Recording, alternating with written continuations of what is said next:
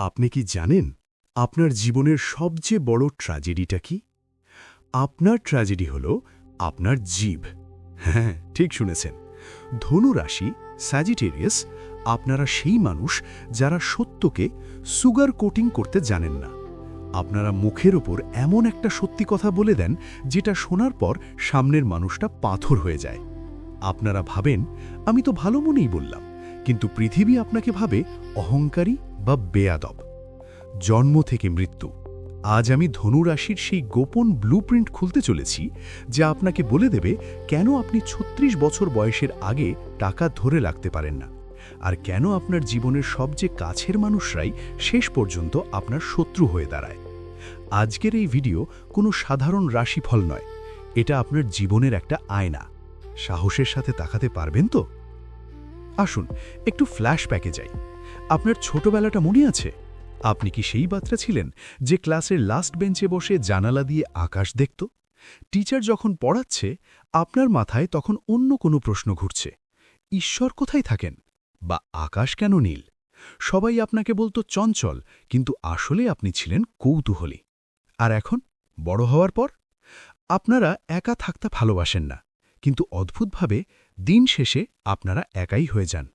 আপনারা বন্ধুদের জন্য জান দিয়ে দেন, টাকা ধার চাইলে না করতে পারেন না, বিপদে সবার আগে ঝাঁপিয়ে পড়েন। কিন্তু যখন আপনার বিপদ আসে, তখন আপনার ফোনটা সাইলেন্ট থাকে, কেউ এগিয়ে আসে না। আপনারা বাথরুমে শাওয়ারের নিচে দাঁড়িয়ে কানেন, যাতে চোখের জল কেউ দেখতে না পায়। আর পরদিন সকালে আবার সেই চওড়া হাসি নিয়ে বেরিয়ে পড়েন পৃথিবীকে জেতানোর জন্য। এটা কি আপনার গল্প নয়? যদি হয়, তাহলে welcome to the world of ধনু রাশি। গভীরভাবে বুঝুন, আপনার রাশি অধিপতি হলেন দেবগুরু বৃহস্পতি, আর আপনার তত্ত্ব হল অগ্নি বা ফায়ার। এর মানে কি? এর মানে হল আপনার মধ্যে একটা আগুন জ্বলছে। এটা রাগের আগুন নয়, এটা হল জ্ঞানের আগুন, এক্সপ্লোরেশনের আগুন। বৃহস্পতি আপনাকে দিয়েছে উইজডম, আর অগ্নি আপনাকে দিয়েছে স্পিড। কিন্তু সমস্যাটা কোথায় জানেন? এই দুইয়ের কম্বিনেশন আপনাকে অস্থির করে তোলে। আপনারা একই জায়গায় বেশিক্ষণ আটকে থাকতে পারেন না, সেটা চাকরি হোক বা রিলেশনশিপ। তবে সব ধনুরাশি এক নয়। আপনাদের ডিএনএতে ৩টে আলাদা কোড আছে। আপনি কোনটা? আপনারা হলেন সেই ফিনিক্স পাখি যে ছাই থেকে জন্ম নেয়।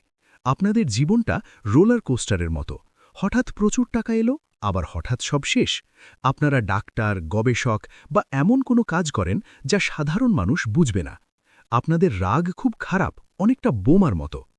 আপনারা একটু আলাদা। আপনারা জেদি। আপনাদের জীবনে প্রেম খুব গুরুত্বপূর্ণ। আপনারা আর্ট, সিনেমা বা জলের সাথে যুক্ত ব্যবসায় দারুণ করেন। আপনারা হার মানতে জানেন না। না শব্দটা আপনাদের ডিকশনারিতে নেই। আপনারা হলেন ধনু রাশির বস ভার্সন। আপনারা নীতিবান, সরকারি চাকরি, রাজনীতি বা বড় কোম্পানির সিইও। আপনারা সেখানেই যান যেখানে পাওয়ার আছে। আপনারা ইমোশনের চেয়ে ডিউটিকে বেশি গুরুত্ব দেন। একটু দাঁড়ান, এই যে এতগুলো কথা বললাম, মাথার উপর দিয়ে গেল নাকি বুকের ভেতর গিয়ে বিঁধল?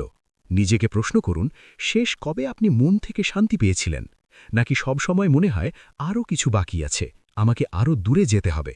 যদি এই অস্থিরতাটা ফিল করেন, তাহলে ভিডিওটা স্কিপ করবেন না, কারণ এবার আমি সেই সাল বা বছরগুলো বলতে চলেছি যেগুলো আপনার ভাগ্য বদলে দিতে পারে। কলম কাগজ নিয়ে বসুন। এই ডেটাগুলো কোনো অ্যাপে পাবেন না। ধনু রাশির জীবনে ৩টে বয়স খুব ক্রিটিক্যাল। ১৬ বছর। মনে আছে এই বয়সে কি জলের কাছে কোনো বিপদ হয়েছিল বা বড় কোনো ভুল সিদ্ধান্ত নিয়েছিলেন? ২৭ বছর। এটা হলো হার্ট ব্রেক ইয়ার। প্রেমে ধোঁকা বা ক্যারিয়ারে বড় কোনো সেটব্যাক। এই বয়সে আপনারা জীবনের সবচেয়ে বড় শিক্ষাটা পান। ৪৭ বছর। সাবধান, এই বয়সে ফুড পয়জনিং বা ভুল ওষুধের রিয়াকশন হতে পারে। আর হ্যাঁ, এই সময় কাউকে অন্ধের মতো বিশ্বাস করবেন না। আপনারা লেট ব্লুমার। আপনাদের কপাল খোলে ৩০-এর পর, বিশেষ করে ৩২ এবং ৩৮ বছর। এই ৩৮ বছর বয়সের পর থেকে আপনাদের জীবনে স্টেবিলিটি আসে। যে ধনুরাশি ৩৫ বছর বয়স পর্যন্ত পকেটে ফোটো নিয়ে ঘুরেছে, সেই ধনুরাশি ৩৮-এর পর গাড়ি বাড়ি করে ফেলে। কেন? কারণ তখন শনি আর বৃহস্পতির একটা ম্যাচিওর ব্যালেন্স তৈরি হয়। বৃদ্ধ বয়সে আপনারা সমাজে সম্মান পান, মানুষ আপনাদের কাছে পরামর্শ নিতে আসে। কিন্তু আপনাদের সেই স্পষ্ট কথা বলার অভ্যেসের জন্য পরিবারের লোকেরা আপনাদের একটু এড়িয়ে চলে। আপনারা হয়তো প্রচুর সম্পত্তির মালিক হন, কিন্তু মনের কোণে একটা একাকিত্ব থেকেই যায়। তাহলে উপায়? এই একাকিত্ব আর অস্থিরতা কি কাটানো যাবে না? অবশ্যই যাবে। আপনাদের জন্য নিয়ে এসেছি দ্য জুপিটার প্রোটোকল। আপনারা খুব দ্রুত সিদ্ধান্ত নেন, আর সেটাই আপনাদের ডোবায়। ডান হাতের কবজিতে একটা হলুদ সুতো বাঁধুন। যখনই কোনো বড় সিদ্ধান্ত নেবেন বা রেগে যাবেন, ওই সুতোটার দিকে তাকাবেন। ওটা আপনাকে মনে করিয়ে দেবে, থামো, ভাবো, তারপর বলো। বৃহস্পতি হল দেওয়া বা গিভিং। প্রতি বৃহস্পতিবার কোনো মন্দিরে বা কোনো বয়স্ক ব্রাহ্মণকে ছোলার ডাল বা হলুদ বস্ত্র দান করুন।